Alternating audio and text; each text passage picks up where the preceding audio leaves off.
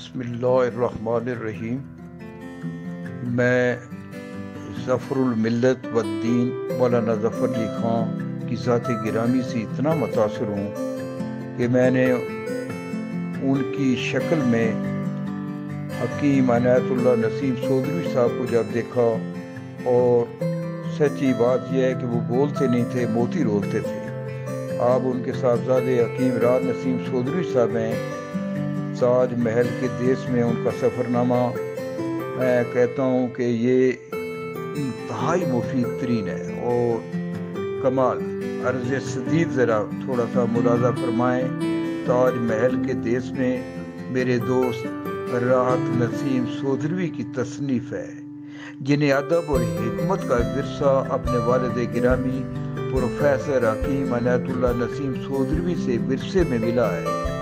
رسائل و جرائد میں ان کی قلم کاری بھی اس ورثے کی فعال عملی صورت قرار دی جا سکتی ہے۔ ان کی فکر و نظر کا دوسرا سرچشمہ حکیم محمد سعید شہید ہیں، جو بیک وقت طب بشر کے حکیم معظم بھی تھے، ادیب بھی تھے اور دانشور بھی۔ انہوں نے اپنے یہ اوصاف بے شمار شاگردوں میں تقسیم کیے، اور میرا اندازہ ہے کہ راز نسیم نے خیر کثیر تقسیم کرنے کی خاصیت اپنے مؤخر الذکر محسن اور استاد سے بہت زیادہ حاصل کی۔ چنانچہ وہ دن کے وقت ہمدرد مطب میں دکھی مریضوں کا علاج کرتے ہیں، رات کو مطالعہ اور تصنیف و تالیف کا کام کرتے ہیں، جس کا حاصل شیریں ہمیں رسائل میں ان کے مضامین کی صورت میں اور پھر کتابی صورت میں دستیاب ہوتا ہے۔ طبی موضوعات کے علاوہ ان کی زیادہ دلچسپی ادبی و معاشرتی موضوعات ہیں۔ سیاست ان کا میدان نہیں، لیکن پاکستان کی بگڑی ہوئی سیاست کے بارے میں ان کے تاثرات خاصے کڑوے ہیں، جن کا اظہار وہ اپنے وسیع مطالعے کی بنیاد پر اپنے مضامین میں اندیشہ سود و زیان سے بے نیاز ہو کر کرتے رہتے ہیں۔ میرا اندازہ ہے کہ ان کے مزاج کی جہت کی پرورش میں سودرا کی فضا کا عمل دخل زیادہ ہے، جس میں مولانا ظفر علی خان کی خوشبو بے دریغ پھیلی ہوئی محسوس ہوتی ہے۔ میں نے یہ تفصیل اس لیے پیش کی ہے کہ راحت نسیم صاحب کی شخصیت کے یہ سب اوصاف ان کی زیر نظر کتاب میں مجھے بکھرے ہوئے نظر آئے ہیں۔ بظاہر یہ علی گڑھ، آگرہ اور دلی کا سفر نامہ ہے، اور یہ سفر بھی انہوں نے ضرورتاً اختیار کیا تھا، لیکن کتاب پڑھیں تو مسافر کی بجائے سیاح نظر آتے ہیں۔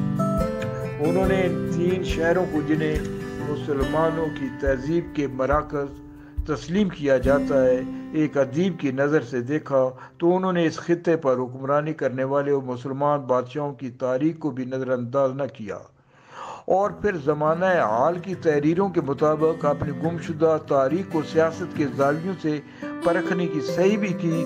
اس عمل میں انہوں نے غیرتوں کو جگانے میں کوئی کسر اٹھا نہیں رکھی۔ یہ کتاب پڑھتے ہوئے مجھے ان کی علی گڑھ سے گہری عقیدت پر حیرت نہیں ہوئی۔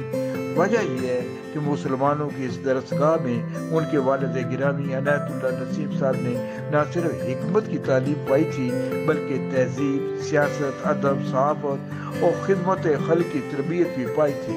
علی گڑھ اس کتاب میں ان کے خوابوں کا گہوارہ نظر آتا ہے، اور وہ اس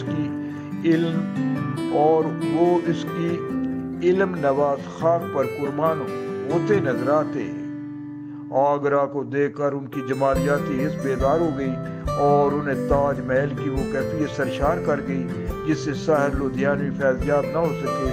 تاہم میرا خیال ہے کہ ان کی سیاحت کا اصل جوہر دہلی میں نکھرا ہے، جہاں وہ اس شہر بے مثال کے اوراق کے مصور کو الٹنے اور مسلمانوں کے گم شدہ ماضی، عظمت رفتہ اور شوکت پارینہ کو بازیافت کرتے چلے جاتے ہیں۔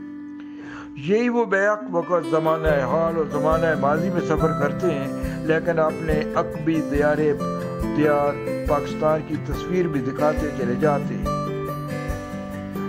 اہم بات یہ ہے کہ انہوں نے اس سفر نامے کو افسانہ بنانے کی کوشش نہیں کی اور اپنی نگاہ پاک باز کو کہیں بھٹکنے نہیں دیا۔ مجھے علم ہے کہ راحت نسیم صاحب سفر زیادہ نہیں کرتے، لیکن مجھے خوشی ہے کہ انہیں ایک طبی کانفرنس میں شرکت کا دعوت نامہ اور مقالہ پڑھنے کا موقع ملا تو انہوں نے اس سے پورا فائدہ اٹھایا اور اپنی چشم حقیقت بھی سے جو کچھ دیکھا تھا اسے سفر نامے کی صورت میں بھی دے دی ہے۔ آپ نے سفر دہلی میں جو چیزیں، مقامات اور مظاہر و مناظر میں نہیں دیکھ سکا تھا، ان سب تک مجھے راحت نسیم صاحب نے رسائی کا موقع دیا ہے۔ اس کامیاب پیشکش پر انہیں مبارکباد پیش کرتا ہوں۔ انور صدیق، لاہور۔